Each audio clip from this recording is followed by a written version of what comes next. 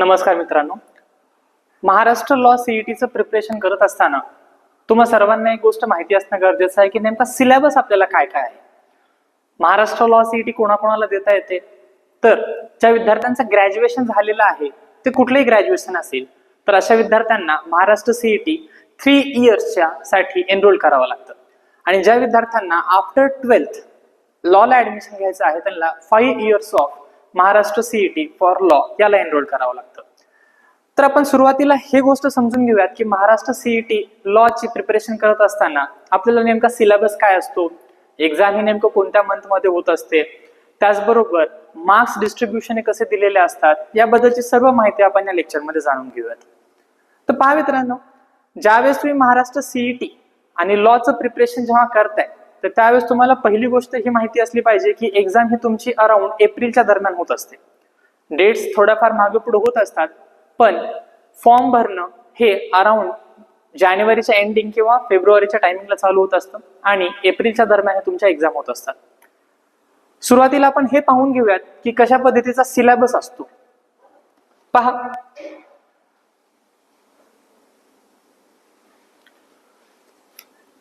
Syllabus मध्ये legal aptitude आणि legal reasoning हा पोर्शन आहे. आता मॅक्झिमम जो सिलेबस आहे 5 इयर्स ऑफ लॉ सीईटीचा आणि 3 इयर्स ऑफ लॉ सीईटीचा हा सेमच आहे. याच्यामध्ये जास्त काही डिफरन्स नाहीये.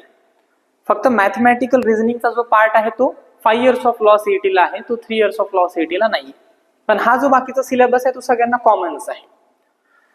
पहिला पार्ट आहे याच्यात legal aptitude and legal reasoning, ज्याच्यामध्ये तुम्हाला नेमकं विचारलं काय जातं तर या गोष्टी असतात.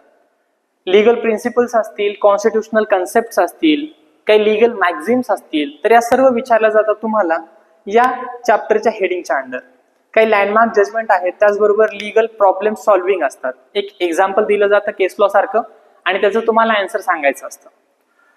आता एक गोष्ट लक्षात घ्या, लॉ मध्ये येणारे बरेचसे विद्यार्थी हे वेगवेगळ्या डोमेनचे असतात. इट इज नॉट पॉसिबल की प्रत्येकाचं सायन्स बॅकग्राऊंड असेल, प्रत्येकाचं आर्ट्स बॅकग्राऊंड असेल, कोणीही कुठल्याही बॅकग्राऊंड मधून लॉ मध्ये येत असतं. तर या सर्वांचा विचार करूनच काय केलेला असतो, पेपर हा फ्रेम केलेला असतो. त्यामुळे पेपर हा जास्तही अवघड नसतो, जास्तही सोपा नसतो, हा मॉडरेट लेवलचा असतो. पण आपल्या सर्वांना माहिती आहे की लॉच्या सीईटी मध्ये जर आपल्याला स्कोर कमी मिळाले तर आपल्याला पाहिजे ते कॉलेज मिळत नाही.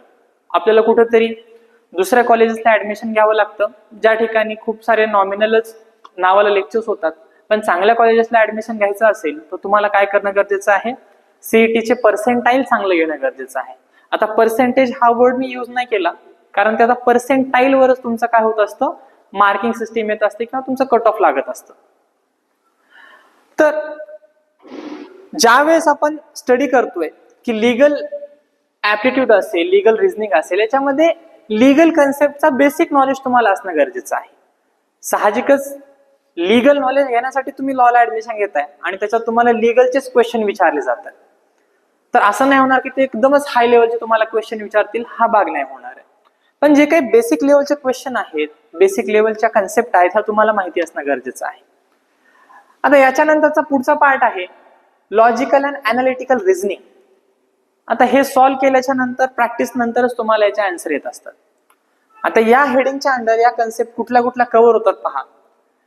अॅनालॉजीज असतील, लॉजिकल आर्ग्युमेंट्स असतील, सिलोजिम्स असतील, त्याचबरोबर coding and decoding, blood relation, series and puzzles. तर हे जे आहेत हे चॅप्टर्स याच्या हेडिंगच्या अंडर कव्हर होतं. बऱ्याचदा तुम्हाला रिलेशन विचारले जातात, ब्लड रिलेशन. एक सांगितलं जातं की ए व्यक्ती आहे, तो बी व्यक्तीच्या सोबत कोणत्या रिलेशनला येतो आणि त्या बी व्यक्तीसोबत त्याचं असलेलं रिलेशन हे डिरेक्टली न सांगता ते घुमून फिरून आणतात तुम्हाला. ते तुमच्या आईच्या, वडिलांच्या या नात्यांमध्ये हे होते, तर ते पुढे जाऊन तुमचे काय बनतात, हे खूप मोठा असा एक चार्ट जर आपण ते समजून घेतला तर तो चार्ट काढल्यानंतर आपल्या लक्षात येतं की हा आपल्या कोणत्या रिलेशन मध्ये येतो. जास्तीत जास्त तुम्हाला प्रॅक्टिस झाली तर तुम्ही हे क्वेश्चन ऑटोमॅटिकली सॉल्व्ह करू शकतात.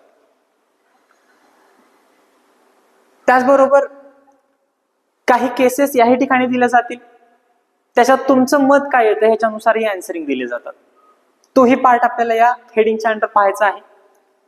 नेक्स्ट येतं general knowledge and current affairs. नावातच आहे जनरल नॉलेज आणि करंट अफेअर्स मध्ये सध्याला जी सिच्युएशन आहे कुठला कोणाचा राईट व्हायोलेट जर झाला असेल तर त्याच्या रिगार्डिंग काही क्वेश्चन विचारले जाऊ शकतात. त्याचबरोबर असा कुठला जर डे असेल, बऱ्याचदा काय होतं आपली एक्झाम ज्या मंथ मध्ये आहे त्या मंथचा डे ही विचारला जातो की टीचर्स डे कोणत्या डेला वगैरे असतो, तर तेही तुम्हाला सांगता आलं पाहिजे की कोणत्या मंथच्या आजूबाजूला तुमची एक्झाम असते. ते हमखास प्रश्न असतोच प्रत्येक वर्षी. इकॉनॉमिक्सचे बेसिक नॉलेज तुम्हाला असणं गरजेचं आहे. इंडियन हिस्ट्री, जिओग्राफी याचंही तुम्हाला बेसिक नॉलेज असणं गरजेचं आहे. आणि काही लोकांना अवॉर्ड्स भेटत असतात, पद्मश्री, पद्मविभूषण वगैरे वगैरे, तर ते कोणत्या डोमेनमध्ये त्यांना मिळाला, त्यांनी असं काय काम केलं होतं, त्याचबरोबर त्या व्यक्तीचं नेमकं कोणत्या वयाला त्याला ते अवॉर्ड मिळाला, ह्या सगळ्या गोष्टी तुम्हाला माहिती असणं गरजेचं आहे. याच्या नंतरचा पार्ट आहे तो म्हणजे इंग्लिश लँग्वेजचा. आता इंग्लिश लँग्वेजचा भाग हा सोपाच आहे, पण बऱ्याचशा विद्यार्थ्यांना प्रॉब्लेम काय येतो की ते सेंटेन्स देतात आणि त्या सेंटेन्सच्या मध्ये काही वर्ब्स वगैरे हे गाळलेले असतात आणि तुम्हाला ते व्यवस्थित क्लिक करायचे असतात की नेमक्या या ठिकाणी कोणता वर्ब लागेल किंवा हे आन्सर कंप्लीट करण्यासाठी तुम्हाला त्या ठिकाणी कोणती वर्डिंग यूज करायची हे क्वेश्चन विचारले जातात. ए अँड द, त्याचबरोबर आर, इन, ऑफ, हे असेवाले वर्ड असतात.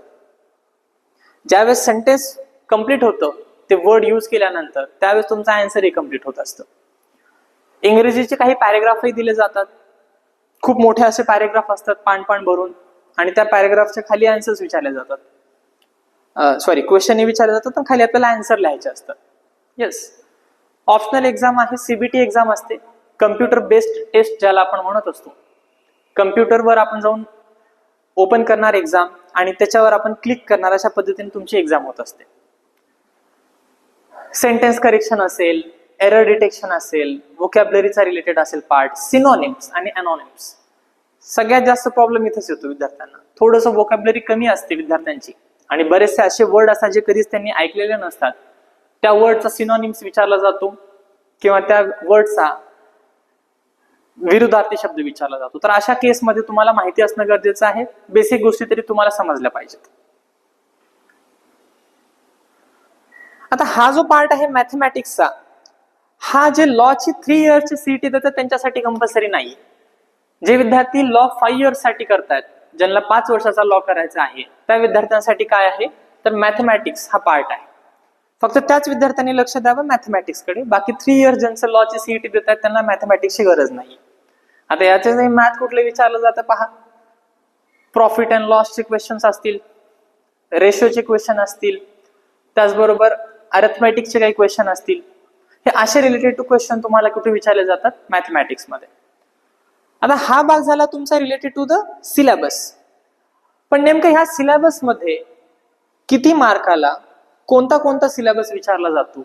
आता हे तर आपण टॉपिक समजून घेतले किंवा चॅप्टर समजून घेतले. आता हे जे चॅप्टर्स आहेत ते नेमकं किती मार्क्सला येतात, आम्ही कोणत्या चॅप्टरला किती वेटेज दिलं पाहिजे, तो आपण एकदा भाग समजून घेऊयात.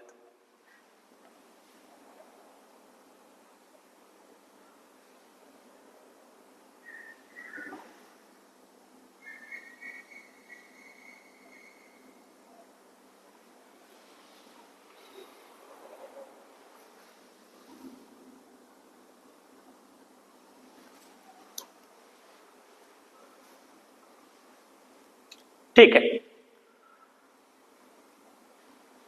आता जसं या तुम्हाला स्लाइडवर दिसतंय 120 मार्क्सचा पेपर असतो. 120 मिनिट्स तुम्हाला मिळत असतात. त्याचबरोबर या पेपरमध्ये हा सिलेबस आहे, म्हणजे 5 इयर्स साठी हा सिलेबस आहे आणि 3 इयर्स साठी हा सिलेबस आहे. इथलं तुम्हाला इथे दिसली तर बेसिक मॅथ आहे, इथं मॅथ नाही. बाकी पॅटर्न सेमच आहे. 120 क्वेश्चन्स 120 मार्क्स, इथेही 120 क्वेश्चन्स 120 मार्क्स. पेपर इथेही कम्प्युटर बेस्ड आहे, इथेही कम्प्युटर बेस्ड आहे, त्याच्यात काही चेंज नाहीये. आता इथे लक्षात द्यावं लागेल तुम्हाला, ज्यावेळेस तुम्ही 3 इयर्सची लॉची सीईटीची प्रिपरेशन करताय त्यावेळेस तुम्हाला हे माहिती असणं खूप गरजेचं आहे की जो पेपर आहे तुमचा लीगल ऍप्टिट्यूड अँड लीगल रिझनिंगचा, तो 24 क्वेश्चन्सला 24 मार्क्सला विचारला जातो आणि 24 क्वेश्चन्स आहेत. साहजिकच 1 मार्कला 1 क्वेश्चन आहे, तेही लक्षात घ्या. म्हणजे यालाही तुम्हाला बऱ्यापैकी वेटेज द्यावं लागणार आहे. त्याचबरोबर करंट अफेअर असेल, नॉलेज असेल, त्याला तुम्हाला 30 मार्क्स आहेत. त्यानंतर 24 मार्क्स दिलेले आहेत तुमच्या लॉजिकल अँड अनालिटिकल रिझनिंगला. आणि बरेचसे क्वेश्चन हे लॉजिकल अँड अनालिटिकल रिझनिंग मध्ये लॉच्या केसेस रिलेटेडच असतात. ते लॉच्या केसेसच यूज करतात. म्हणजे तुम्ही लॉचा बऱ्यापैकी जर अभ्यास केला तर 24 मार्क्स याचे आणि 24 मार्क्स याचे असे तुमचे अराउंड 48 मार्क्स हे कव्हर होतात. त्यानंतर इंग्लिश पेपरला 40 मार्क्स आहे. मेजर कन्सेप्ट आहे इंग्लिश पेपरचा, याची स्टडी आपल्याला व्यवस्थित करावी लागेल. असं मिळून हे तुमचे 120 मार्क्स हे कव्हर होतात. कशाचे? 3 इयर्स लॉ सीईटीचे. काय? 3 इयर्स लॉ सीईटी. बरोबर. आता 5 इयर्सची जी लॉ सीईटी आहे त्याच्यामध्ये आपल्याला काय कव्हर अप करणं गरजेचं आहे, तर हा पार्ट.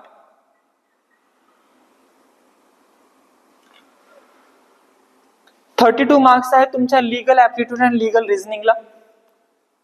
त्यानंतर 24 मार्क आहे जनरल नॉलेज करंट अफेअर्सला. 32 मार्क्स लॉजिकल अँड अनालिटिकल रिझनिंगला. आता इथे इंग्लिशचे मार्क्स कमी झालेले आहेत 5 इयर्सच्या लॉ सीईटीला, 24 मार्क्सच आहेत. आणि ते ऍड ऑन केलेलं आहे तुमचं इकडं मॅथमॅटिकल ऍप्टिट्यूडला, ते 8 मार्क्स असेल. मग याही ठिकाणी तुम्हाला ज्यावेळेस तुम्ही लॉची स्टडी व्यवस्थित करता, लीगल ऍप्टिट्यूड लीगल रिझनिंगची प्लस लॉजिकलची, त्यावेळेस तुमचे बरेचसे मार्क्स इथं कव्हर अप होतात आणि तुमचं चांगलं पर्सेंटाइज हे येऊ शकतं. आता 2 गोष्टी लक्षात घेणं गरजेचं आहे. एक तर कुठल्याही एक्झामचं प्रिपरेशन करताना नेमकं तुमच्याकडे वेळ किती आहे आणि किती वेळामध्ये मला किती चॅप्टर्स कम्प्लीट करायचे आहेत. जास्तीत जास्त भर तुम्ही एका गोष्टीवर दिला पाहिजे, ते म्हणजे एमसीक्यू सॉल्व्हिंग. आपल्या लेक्चर सिरीज मध्ये आपण एमसीक्यू सॉल्व्हिंग हे करून घेणार आहोत आणि बरेचशा टेस्ट सिरीज मी काय करणार आहे तुमच्या इथंच कव्हर अप करून घेणार आहे या बोर्डवर. मी काय करेल, तुम्हाला क्वेश्चन्स देईल आणि त्याचे आन्सर्स देईल आणि त्याचे आन्सर ते कसे येतात तेही तुम्हाला सॉल्व्ह करून सांगेल. मोठं पाहायला गेलं तर जेव्हा आपल्याला आन्सर कसे सॉल्व्ह करायचे याची ट्रिक लक्षात येऊन जाते, तेव्हा तुम्हाला बाकीचे नवीनही क्वेश्चन आले तर तुम्ही त्याला सॉल्व्ह करू शकता.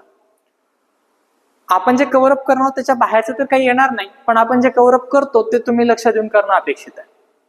आता एवढं सगळं करणं कशासाठी, तर सीईटीच्या लॉच्या सीईटी मध्ये तुम्हाला मार्क्स चांगले पडण्यासाठी. जेव्हा तुम्हाला मार्क्स चांगले पडतात तेव्हा तुम्हाला चांगले कॉलेजेसही भेटतात. ILS कॉलेज असेल महाराष्ट्रामधलं, त्याचबरोबर बाकीचे अजून लॉ कॉलेजेस आहेत जे की खूप चांगले नावाजलेले आहेत. तर अशा ठिकाणी तुमचं ऍडमिशन होणं गरजेचं आहे. आणि ज्यावेळेस तुमचं तिथे ऍडमिशन होतं तिथून पुढचा लॉचा अभ्यास करत करत तुम्ही पुढे लवकर तुमची प्लेसमेंटही होते. त्याचबरोबर तुम्ही कोर्टात प्रॅक्टिसही करू शकता आणि जिथून तुम्ही चांगले एज्युकेशन घेऊन बाहेर पडता, साहजिकच त्याचा काही ना काही फायदा तुम्हाला पडत असतो. त्यामुळं सुरुवातीची स्टडी करत असताना हे तुम्ही लक्षात घेण्याच्या गोष्टी आहेत. आणि इथून पुढे आपली जी लेक्चर सिरीज आहेत त्याच्यामध्ये मी हे लेक्चर्स अपलोड करेलच. फक्त आणि फक्त तुमची रेग्युलरिटी मेंटेन ठेवा आणि काही अडचण आली तर माझा एक कॉन्टॅक्ट नंबर आहे, त्याच्या रिगार्डिंग तुम्ही मला क्वेश्चन हे विचारू शकता.